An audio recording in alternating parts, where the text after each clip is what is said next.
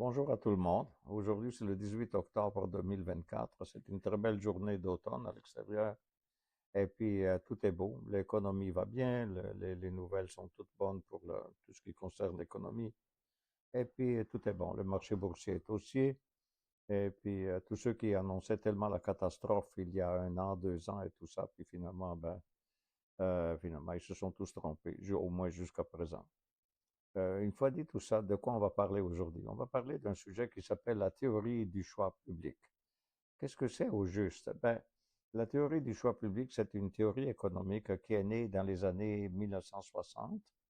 Alors, voyez-vous, si vous prenez la page numéro 2, il va vous dire que les origines et pionniers sont M. Buchanan et M. Tullock, et ils ont écrit un livre, le Calculus of Consent, en 1962. C'est une théorie que finalement tout le monde connaît en réalité, mais c'est du bon sens essentiellement. De quoi il s'agit? C'est que l'idée de fond, c'est que, regardez à la page 2, contrairement au modèle classique de l'État qui le considère comme un acteur bienveillant, c'est-à-dire on a l'impression que l'État est là pour nous aider, c'est vrai qu'on paye beaucoup de taxes, mais quand même, et il est là pour finalement repartir la richesse à l'avantage de tous les citoyens et puis tout ça. Donc il est, comment dire, il est bienveillant.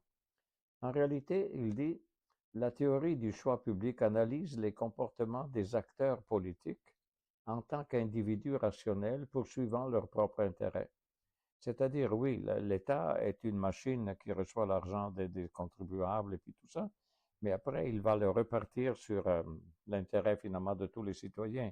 Mais comment il fait ça? Et là, l'intermédiaire, c'est les hommes politiques. Et ces hommes politiques-là, pas sûr qu'ils font vraiment l'intérêt du public, ils font surtout l'intérêt pour se faire réélire. Donc, c'est là que ça se prête un peu à être discuté.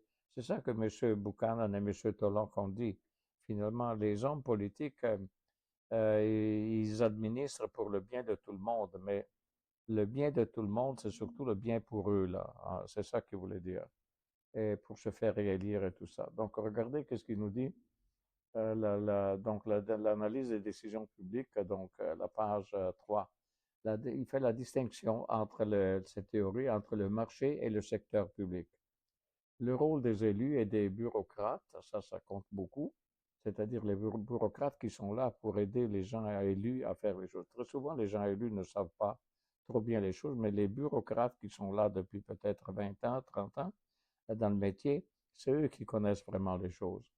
Donc, le rôle des élus et des bureaucrates influence des groupes d'intérêt, les limites du choix public, problème d'inefficacité, c'est ça aussi. Très souvent, moi, je participais à des élections pour me faire élire, puis j'ai perdu mes élections, naturellement. Mais finalement, je me souvenais que il y a des limites dans la connaissance que les gens ont. Donc, on se sert de bureaucrates, on se sert de gens donc, qui sont dans l'État depuis très longtemps et qui sont très influents, bien qu'on ne les voit pas, on ne les connaît pas, mais ils sont plus influents à eux que finalement l'homme politique qu'on a élu. Donc, parce il y a des limites du choix public et il y a les problèmes d'inefficacité. Donc, l'inefficacité, c'est à plusieurs niveaux, là, même les bureaucrates et puis tout ça, mais c'est les hommes politiques. Ici, on parle essentiellement, qu'est-ce qu'on veut dire avec cette théorie? Que c'est une chose, l'État, qui est gentil avec tout le monde et puis vous nous aidez tous, et une autre, c'est comment répartir cette richesse que nous, on contribue à donner à l'État avec nos taxes et puis tout ça. Et c'est là que s'il y a une zone grise, là, en quelque sorte. Donc, la rationalité des agents, les individus agissent en fonction, voyez-vous, les individus dans le gouvernement agissent en fonction de leur intérêt personnel pour se faire élire, par exemple. Le public versus le privé, différence entre les choix individuels et ceux des institutions publiques. Donc, on a l'homme politique est patron finalement, est chef de l'institution publique, mais en même temps, là-dedans, il y a des choix individuels et donc des luttes de pouvoir en quelque sorte. Donc, regardez la page suivante. Elles sont peu denses, ces pages, mais parce que finalement, le concept est très simple. C'est-à-dire, nos élus, en réalité, ils font surtout, ils essaient de perpétuer leur pouvoir en faisant leur intérêt. C'est pas sûr que l'intérêt qu'ils font, ça correspond vraiment à l'intérêt de l'État pour nous aider, nous, citoyens, en tant que tels. Donc, Le postulat de base, voyez-vous, il vous dit à la page 4, les individus, y compris les politiciens, les bureaucrates et les électeurs, y compris les électeurs, donc nous, agissent de manière rationnelle pour maximiser leur utilité. Voyez-vous, notez bien, euh, tous ces gens-là, y compris donc les électeurs, agissent de manière rationnelle pour maximiser leur utilité, c'est-à-dire ce qu'on peut avoir de maximum de l'État. Prenez par exemple actuellement là, entre M. Trump qui promet des choses, la madame en promet encore plus, et puis finalement c'est ça que ça veut dire, c'est-à-dire on veut maximiser l'utilité finalement de pouvoir être élu. Deuxième point, les politiciens, par exemple, cherchent à être réélus, ce qui les incite à prendre des décisions populaires, même si elles ne le sont pas nécessairement efficaces. Par exemple, si vous lisez les commentaires à présent dans les journaux américains, on vous dit que ce que la madame promet, ça va coûter cher, ce que le monsieur promet, encore ça va coûter encore plus cher. Et c'est comme s'ils promettent, ils promettent, ils promettent, mais ils font pas l'analyse de combien ça va coûter aux citoyens, parce que finalement, l'argent, d'où il vient? Il vient toujours de la poche des citoyens. Donc, ils sont sujets, finalement, les décisions que les hommes politiques prennent sont sujettes aux échecs du marché et à l'intervention de l'État pour corriger ces échecs du marché. Les individus sont des acteurs rationnels, c'est-à-dire ils font leur intérêt. Les politiciens maximisent leurs chances de réélection et les bureaucrates maximisent leur budget et leur pouvoir. Et les groupes de pression cherchent à influencer les politiques publiques pour leurs propres bénéfices. Imaginez tout le lobbying, c'est-à-dire ceux qui poussent pour un secteur de l'économie, pour que dans ce secteur, il y a des compagnies et qui font leur intérêt à pousser finalement comment dire, l'utilisation de leur marché. Donc, et si vous allez à la page suivante, donc, ils vous disent, il y a des échecs, hein, naturellement, des échecs du marché et les interventions de l'État.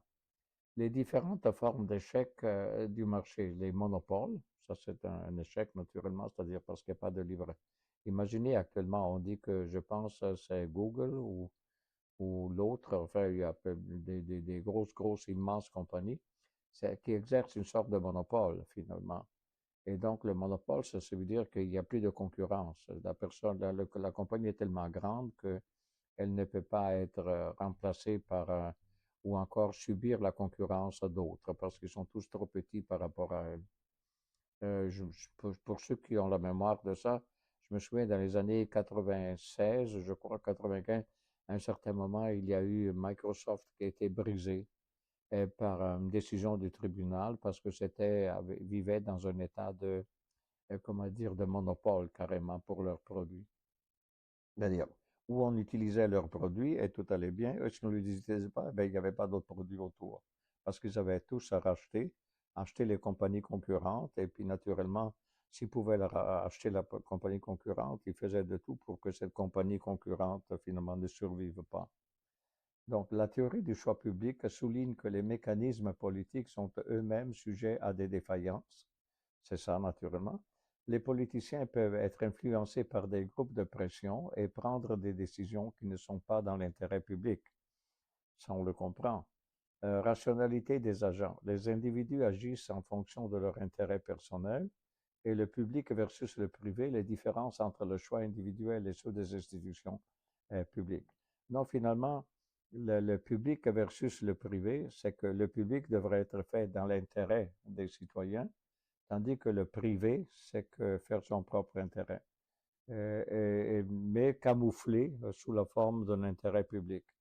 Sans, comme par exemple, typiquement, encore une fois, en regardant ce moment actuel pour l'élection américaine, dans 2, 3 semaines, on va être fixé qui va être président aux États-Unis.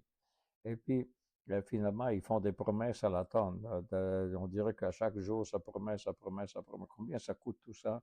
Je pense qu'ils ne sont pas au courant vraiment de ce qu'ils disent et puis ensuite, est-ce qu'ils vont maintenir les promesses? Donc finalement, ils veulent se faire élire, mais ce n'est pas ils ne veulent pas se faire élire pour le bien de tous les citoyens, ils veulent se faire élire pour eux-mêmes, finalement, au bout de la ligne. Le dernier, finalement, la dernière page, la page 6, les applications de la théorie du choix public. Donc, ça veut dire qu'il y a des défauts finalement dans le choix public, justement parce qu'il est teinté par les intérêts individuels des individus qui ont le pouvoir.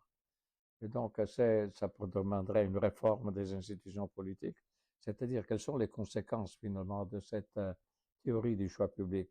C'est que comme il y a des défauts et qui peuvent coûter cher aux citoyens et puis à la croissance du pays et tout ça, donc il faudrait toujours regarder qu'il y ait une réforme des institutions politiques, et avoir une compréhension du comportement des bureaucraties, parce que les bureaucrates sont importants. Imaginez quand quelqu'un est élu, il est élu pendant 4 ans, mais quand il est élu, il connaît peut-être rien de son ministère ou des choses comme ça. Donc, il y a les bureaucrates qui le forment.